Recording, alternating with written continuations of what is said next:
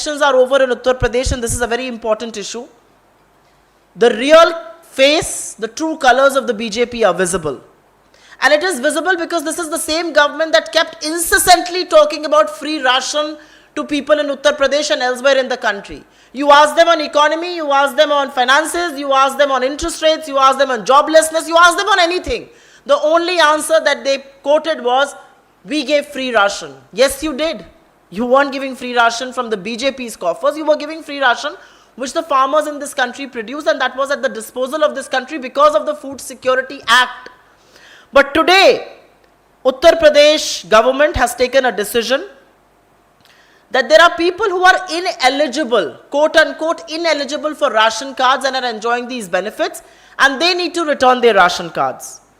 And we will share these documents with you. District magistrates and supply officers have issued various guidelines, and some of those guidelines are ridiculous because it says if you own a motorcycle, or if you are doing poultry, or if you indulge in fishery, or if you have no other source of income, you cannot have a ration card.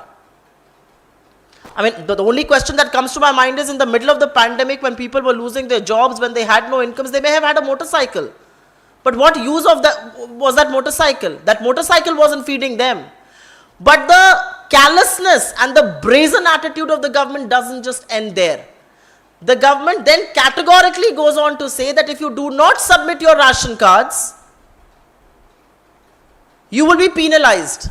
And retrospectively, at the price of 24 rupees per kg for wheat and 32 rupees per kg for rice, money will be taken back from you. It will be coerced back from you. And also, let me tell you, salt, edible oil, pulses, grams, some of those things that they gave before elections will be recovered retrospectively at market prices. And if you fail to do so, to ghar ki kudki hogi. The reality is, and there are two very important questions that arise out of this. If at all we agree with you, and if at all ration cards did go to ineligible people, who's responsible for that? Ration cards are issued by government officials. What is the action against those government officials if they indeed caused any loss to the exchequer because of their callousness? So why are you penalizing the poor? Why are you penalizing the people instead of penalizing the officials who are responsible if at all ration cards went to the wrong people, the wrong beneficiaries?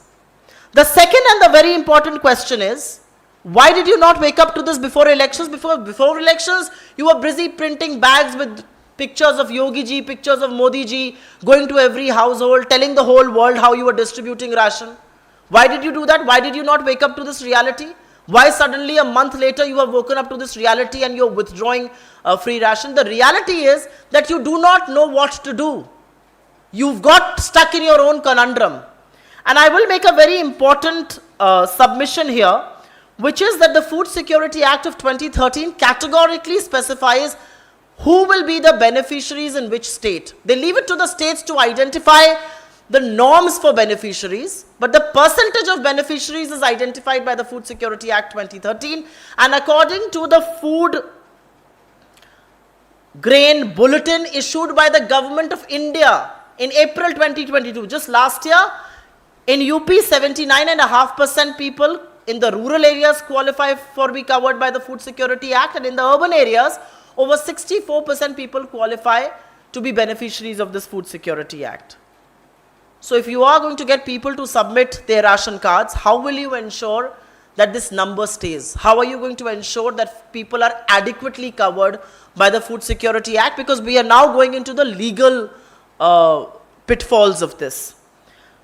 So we've got 6 pointed questions. Question number 1, what was the criteria when ration cards were being issued in Uttar Pradesh?